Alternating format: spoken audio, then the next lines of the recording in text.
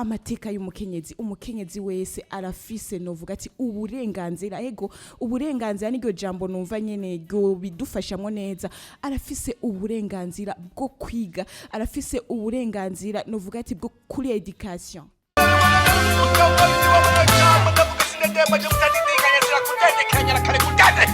muri iki gihe jewe nipfutse ihinduka shaka ihinduka kubaho nitekane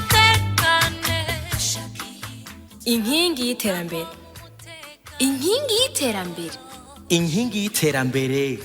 ni ikiganiro kibayagira ku bijyanye n'agateka k'abakenyezi hadasigaye inyuma ubuzima bwabo umugore gucibwe mu miryango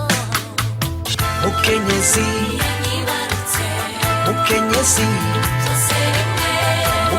ngo mukenyezi wanyibarutse ikire ngo mukenyezi we murumva yuko umukenyezi n'umukenyezi nyene muguwe neza abakunzi ba Blackfm je ndumva ari ibintu bikomeye cyane mvuga ati ukwezi kwiza twaherukana kera tukiri mu kwezi kwa kabiri ariko ubu twageze mu kwezi kwa gatatu ukwezi novuga ati ukwezi nyene kwahariwe abakenyezi ukwezi kwahariwe abigeme natwege nyene twaraguhariwe mvuga ati rero ukwezi kwiza ku bavyeyi bose ukwezi kwiza ku papa we bose ukwezi kwiza kuba kunzi ba Blackfm twese none kubera iki uko kwezi kuba kwahariwe abigeme n'abafasoni reka nkuko duhejeje kuvyumva muri indikatifu y'ikiganiro cyacu cyatubwiye yuko ikiganiro cyacu inkingi y'iterambere ari ikiganiro gica iganino ubuzima novuga ati mu kibano canke mu kazi k'abakenyezi tutibagiye amateka n'amategeko yabo abaranga none uvuga ati ku kwezi ni kwa kwezi kwiza gusubira kwibuka ya mateka n'amategeko aranga abigeme n'aba mama bacu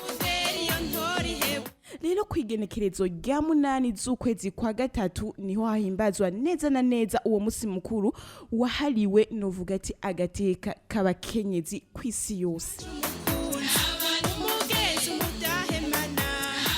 rero bakunzi ba Blackfm muri ko muratwumviriza ndibaza neza yuko mwamaze kuvyumva yuko kuri micro za Blackfm muri kumwe na jewe nyene Fadete Munezero nije tugomba dusangire ca kiganiro cacu ca kiganiro dukunda cyane bagenzi ca kiganiro ciwacu twese ikiganiro inkingi y'iterambere nkuko rero namaze kubibabwira uyu munsi ndashaka turabire hamwe ati mbega none na yahe mateka y'abakenyezi mbega hoho iyo bavuze amateka y'abakenyezi baba bashatse kuvuga iki iyo bavuze agateka k'abakenyezi baba bashatse kuvuga iki ariko ronda babwire yuko aho hose hariho droit y'umuntu umenye yuko haba hariho na devoir nyimba hari ibintu babwirizwa kunkorera abandi nuko nanje hari ivyo mbwirizwa kubakorera Ico gituma no mukenyezi uri kuratwumviriza nagoma ndakubwira ati ntuhavure uguma wiyumvira ku mateka yawe novuga ati ku mateka n'amategeko akuranga cyane ahubwo nawe urabe ati mbega nanje nigiki ntegerezwa gukora mu kibano canje ntegerezwa kwerekana nk'umukenyezi w'inkingi y'iterambere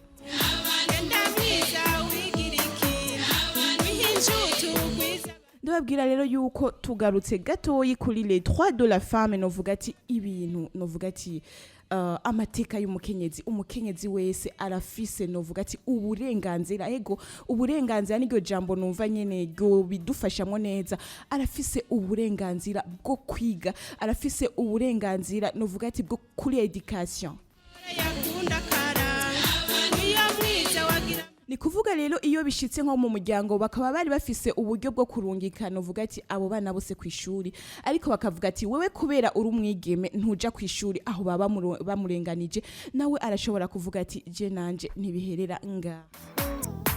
Aro tutibagiye kandi yuko umwigeme canke umupfasoni afise uburenganzira novuga ati bwo gutora arafise uburenganzira bwo gutora nawe nyene iyo hageze gutora indongozi iyo hageze gutora abaduserukira novuga ati natwe mu mateka yacu natwe mu bintu dufitiye uburenganzira turafise uburenganzira bwo gutora abantu bagira iki baturongora nuko natwe abigeme natwe abapfasoni turafise kandi uburenganzira bwo gufita utuntu twacu ico novuga ati 3 à la propriété ni kuvuga aha rero ndagaruka kuri ba bantu misi yose iyo bagiye mu rugo usanga bavuga ati ngo nta kintu c'umukenyezi kihari ati ibintu byose abari ivy'umushinga ntahe yabashitse mu nzu ikaba ari umushinga ntahe yabashitse ku ntebe akaba ari umushinga ntahe ariko naguma ndabamenyeshe yuko natwe abakenyezi turafise natwe novuga ati ubwo burenganzira bwo gufita ibintu vy'iwacu nyimba ari ibintu vyo mu rugo menya yuko uri umushinga ntahe murabisangiye n'umufasha wawe kubera ko mwarabironderanye kandi naho yobasanze waramaze kubishikako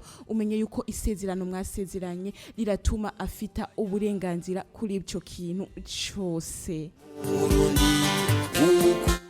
Hari ikindi kintu rero novuga ati uburenganzira bwo guhembwa umushahara ungana jewe ndi umupfasoni canke ndi umwigeme tukaba dukora akazi kamwe n'umushinga ntahe canke n'umusore twese dufise uburenganzira bungana kucerekeye umushahara ni kuvuga yuko ntibace baraba ngo kubera ndi umupfasoni ngo bampembe amafaranga makeyi ariko twese turafise uburenganzira bwo guhembwa umushahara ungana.